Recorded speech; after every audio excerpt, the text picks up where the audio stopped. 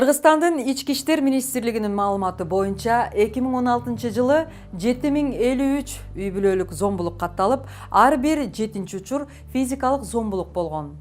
Эгер сиздин үй бүлөдөгү кимдир бирөө сиздин жашооңуздагы маанилүү функцияларды аткарууга, сиздин ээн эркин жүрүшүңүздү чектесе, сиздин үйдөн тамак аштан, кийим-кечектен баш тарттырып, күч колдонуу менен оор физикалык эмгекке мажбурлап жатса, бул физикалык зомбулук болуп саналат. Сиздин укугуңузду, эркин жүрүшүңүздү чектеп, кимдир бирөө менен сүйлөшүүгө уруксат бербей, эркек төрөп берүүгө мүмкүнчүлүгү жок деп, же болбосо тукумсуздук менен күнөөлөшсө, анда бул психологиялык зомбулук. Анткени менен баланын жынысына эркек гана жооптуу, анткени анда 2 хромосома бар. Психологиялык зомбулук кеңири таркаган, бирок аны эмнегедир зомбулук деп эсептешпейт. Анткени анын белгилери анча деле көп көрүнбөйт жана пайда болуу стадиясы узагыраак.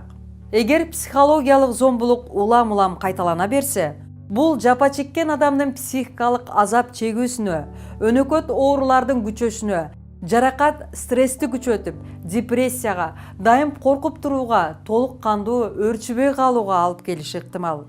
Кээде психикалык зомбулук өзүн өзү өлтүрүүгө чейин алып барышы дагы мүмкүн. Каражаттарга болгон мүмкүнчүлүктөргө чектөө коюу дагы зомбулук болуп саналат. Эгер үй бүлөдө кимдир бирөө сизге үй бүлөлүк бюджетти колдонууга уруксат бербей жатса, техника менен же болбосо азык-түлүктөрдү колдонууга тыюу салып жатса, бул дагы зомбулук болуп эсептелинет. Экономикалык зомбулук аялын иштөөдөн күч менен баш тарттырууда байкалат.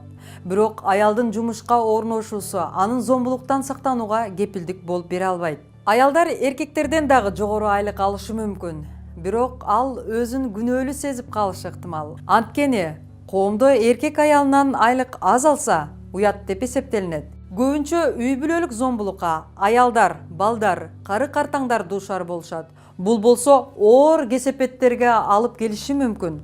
Коомдун ар бир мүчөсүнүн мүмкүнчүлүгүн чектеп да коет. Бул өз кезегинде экономиканын төмөндөшүнө жана өлкөнүн бакубатчылыгынын деңгээлинин төмөндөшүнө алып келиши ыктымал. Эсиңизде болсун, үй бүлөлүк зомбулук бүтүн коомдун коопсуздугуна коркунуч алып келет. Демек, сиздин дагы коопсуздугуңузга тиешелүү.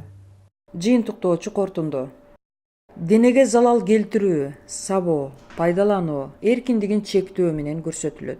Ал зордук зомбулуктун ачык түрү болуп саналат. Психологиялык зомбулук бул коркутуу, кемсинтүү, басмырлоо же жакындары менен сүйлөшүүнү чектөө болуп саналат. Анын кесепети көзгө көрүнбөгөнү менен адамдын жеке сапатын жабыркатуучу күчкө ээ. Экономикалык зомбулук бул иштөөгө чек коюу, тапкан акчасын коротуудан чектөө жана камсыздоо боюнча милдеттердин аткарылбашы. Үй бүлөлүк зордук зомбулуктун бир нече түрү бар. Анын курмандыгы болгондор өздөрү зомбулукка кабылып жатканын сезишпейт.